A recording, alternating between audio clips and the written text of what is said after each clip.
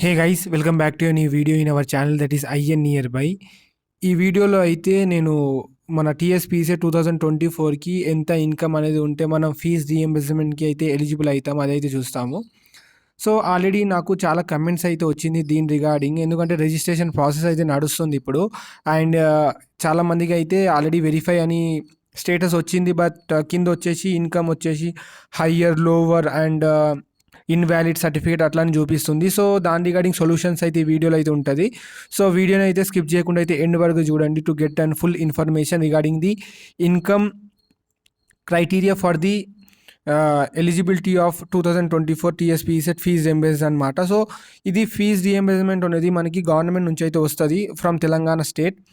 And ఇది only PECET నుంచి apply చేశారు కదా క్యాండిడేట్స్, సో వాళ్ళకి అవసరం అనమాట. గేట్ వాళ్ళకి డిఫరెంట్ సెంట్రల్ నుంచి అయితే ఫండ్ వస్తుంది stipend from AICTE website. So gate వాళ్ళు ఈ వీడియో చూసినట్లయితే మీరు స్కిప్ అవ్వచ్చు, మీకు సంబంధం లేదు ఈ వీడియోతో. ఎవరైతే టీఎస్పీఈసెట్ నుంచి అయితే అప్లై చేశారు కదా, సో వాళ్ళకైతే అవసరం గైస్. సో గైస్ ఈ కంటెంట్ మీకు నచ్చినట్లయితే please give a Thums up to this video. And మన ఛానల్ ఐఎన్ నియర్ బై అయితే మీరు ఇంకా సబ్స్క్రైబ్ చేసుకోకపోతే ప్లీజ్ డూ సబ్స్క్రైబ్. అండ్ మీకు ఏమైనా డౌట్స్ ఉంటే please do comment in our comment box, లేదా మన టెలిగ్రామ్లో జాయిన్ అయ్యి అక్కడైతే మీరు అడగచ్చు. మన టెలిగ్రామ్ ఛానల్ లింక్ వచ్చేసి డిస్క్రిప్షన్లో ఇచ్చేస్తాను, so you can directly visit there. And guys ఈ క్రైటీరియా వచ్చేసి మనకి టీఎస్ ఈ పాస్ వెబ్సైట్లో ఉంటుంది. సో అందరికీ ఆల్రెడీ తెలుసు, బీటెక్లో కూడా మీరు ఫీజ్ రియంబర్స్మెంట్కి అప్లై చేసి ఉంటారు వెబ్సైట్లో. సో అందులో మనం వెబ్సైట్లో పోయి చూద్దాం. సో మనకి ఏ క్రైటీరియా ఉంది అంటే కేటగిరీ ప్రకారంగా కానీ లేక అదర్ క్రైటీరియాస్ కూడా. సో వీడియోని అయితే ఎండ్ వరకు చూడండి. సో గైస్ ఇప్పుడైతే చూసేద్దాం. ఏదైనా ఆఫీషియల్ సెర్చ్ బ్రౌజర్ అయితే ఓపెన్ చేసి అక్కడ టీఎస్ ఈ పాస్ అని టైప్ చేసేయండి గైస్. అండ్ ఇక్కడ చూడొచ్చు ఫస్ట్ లింక్ అదే ఉంది టీఎస్ ఈ పాస్ అని. సో అక్కడ మీరు హోమ్ పేజ్కి వచ్చినట్లయితే ఇక్కడ చూడొచ్చు స్కాలర్షిప్ ఆఫర్. సో ఎవరెవరికైతే స్కాలర్షిప్ వస్తుంది అది ఉంది. And who are eligible, so మనకి ఇప్పుడు ఎలిజిబుల్ క్రైటీరియా చూస్తాం కాబట్టి దీనిపైన అయితే క్లిక్ చేసుకోవాలి, who are eligible. So guys ఇక్కడ చూడొచ్చు home or who are eligible. So ఇక్కడ మనకి రెండు అయితే ఉంది, students eligible, students not eligible, అది రెడ్ కలర్లో ఉంది. సో ఫస్ట్ అయితే మనం చూద్దాం students who are eligible.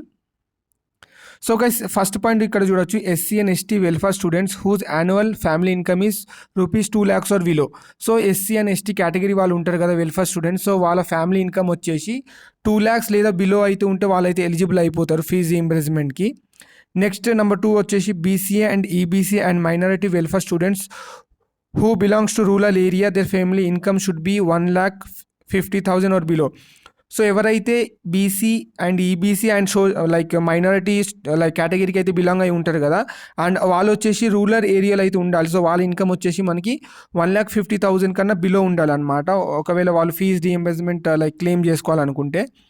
Next number 3 వచ్చేసి BC and EBC and minority welfare students who are belong to urban area, family income should be 2 lakh or below. So ఎవరైతే same category BC EBC and minority welfare students ఉంటారు కదా, వాళ్ళు వచ్చేసి సిటీలో ఉన్నట్లయితే వాళ్ళ family income వచ్చేసి less than 2 lakh or below అయితే ఉండాలి. నెక్స్ట్ గైస్ ఇక్కడ disabled welfare students whose parental income is 1 lakh or below. So ఎవరైతే డిసేబుల్డ్ ఉంటారు కదా, సో వాళ్ళకి వచ్చేసి 1 lakh ఆర్ బిలో అయితే ఉండాలి. Next EBC student who are selected under corporate college admission scheme eligible for intermediate courses. So ఎవరైతే corporate scheme కింద EBS వాళ్ళు చేస్తారు కదా, సో వాళ్ళు కూడా ఎలిజిబుల్ అనమాట. అండ్ ఇక్కడ చూడొచ్చు last point student whose attendance is 75% at the end of each quarter and promoted to next academic year for renewable students. So guys ఎవరైతే ఆల్రెడీ ఫస్ట్ ఇయర్లో 75% అటెండెన్స్ మెయింటైన్ చేసి నెక్స్ట్ ఇయర్కి అయితే ప్రమోట్ అవుతారు కదా, సో వాళ్ళు కూడా ఈ ఫీజ్ రియంబర్స్మెంట్ వచ్చేసి రిన్యూవల్ చేసుకోవచ్చు ఇన్ ద సెకండ్ ఇయర్ అనమాట. సో గైస్ వీళ్ళు వచ్చేసి ఎలిజిబుల్ అనమాట. సో గైస్ మీరు దీనికి ఎలిజిబుల్ అవ్వాలంటే మీరైతే ఇన్కమ్ సర్టిఫికేట్ అయితే అప్లోడ్ చేయాలి డ్యూరింగ్ ది రిజిస్ట్రేషన్. అండ్ వాళ్ళు మెన్షన్ చేసిన ఆ డేట్ తర్వాత నుంచి అయితే ఉండాలి. సో 1st January 2024 తర్వాత నుంచి ఉన్న ఇన్కమ్ సర్టిఫికేట్స్ ఉంటాయి కదా, సో అవే మనకి ఇక్కడ వ్యాలిడ్ ఉంటుంది గైస్. అండ్ మీరు పాత ఇన్కమ్ సర్టిఫికేట్స్ ఏదైనా అప్లోడ్ చేస్తే మీ స్టేటస్ అయితే హయ్యర్ ఇన్కమ్ లేదా సర్టిఫికేట్ ఇన్వాలిడ్ అని వస్తుంది. సో గైస్ అదైతే అకార్డింగ్లీ చూసుకోండి. సో ఒకవేళ మీరు పాత ఇన్కమ్ సర్టిఫికేట్ అప్లోడ్ చేసి ఉంటే మీరైతే తర్వాత దాన్ని చేంజ్ చేసుకోవచ్చు. అది చేంజ్ చేసుకోవాలంటే మీరైతే హెల్ప్ లైన్ నెంబర్ని అయితే కాల్ చేసి అక్కడ అడగాలి.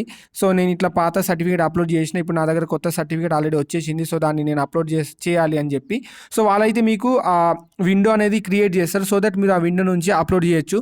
సో చాలామందికి ఇదే డౌట్ ఉండే, నాకు హైయర్ వచ్చింది, నేను పాత ఇన్కమ్ సర్టిఫికేట్ అప్లోడ్ చేసిన అండ్ నా పేరెంటల్ ఇన్కమ్ హైయర్ ఉండే, బట్ నేను updated income certificate already apply చేస్తే అది వచ్చింది, అది ఎలా అప్లోడ్ చేయాలంటే, సో గైస్ మీరైతే ఖచ్చితంగా హెల్ప్ లైన్ నెంబర్ని అడిగి అయితే మీరు ఎడిట్ చేసుకోవచ్చు. వాళ్ళు విండో అనేది క్రియేట్ చేశారు.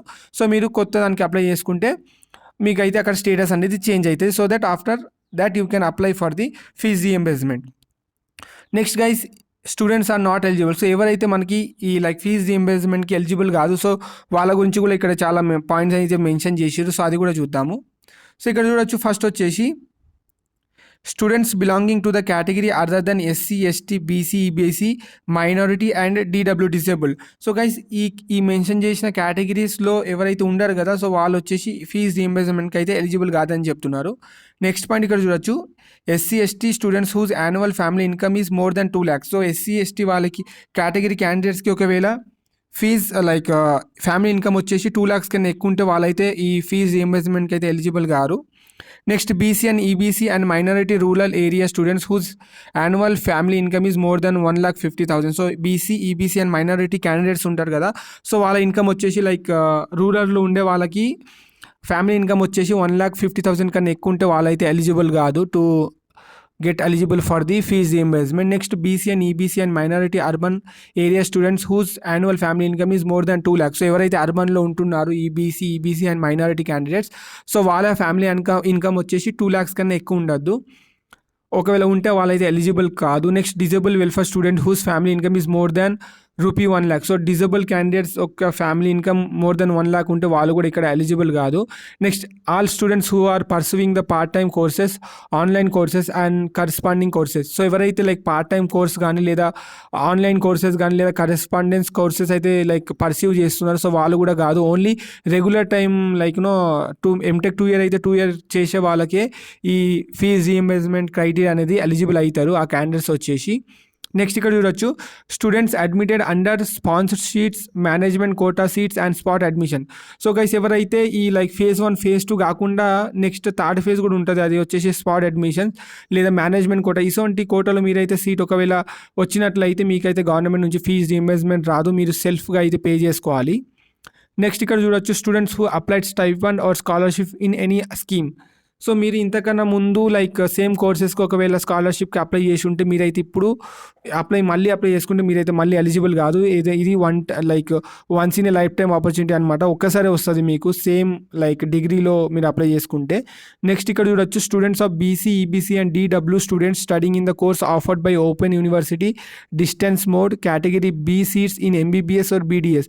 సో ఎవరైతే లైక్ ఓపెన్ మోడ్లో ఎడ్యుకేషన్ అయితే చేస్తున్నారు లైక్ ఓపెన్ యూనివర్సిటీస్ కానీ లేదా డిస్టెన్స్ మోడ్ కానీ లేక ఎంబీబీఎస్లో బీ కేటగిరీ సీట్స్ ఉంటాయి కదా, సో బీడీఎస్లో, సో అసొంటి క్యాండిడేట్స్కి అయితే ఫీజ్ రీఎంబర్స్మెంట్కి ఎలిజిబుల్ కాదు, వాళ్ళు సెల్ఫ్గా అయితే పే చేసుకోవాలి. Next, EBC students studying intermediate or courses. So EBC students ఎవరైనా లైక్ ఇంటర్మీడియట్ లేదా వేరే కోర్సెస్ అయితే చేస్తే వాళ్ళైతే ఎలిజిబుల్ కాదు ఈ ఫీజ్ రీఎంబర్స్మెంట్కి, వాళ్ళైతే సెల్ఫ్గా అయితే పే చేసుకోవాలి. Next, student pursuing same level of courses.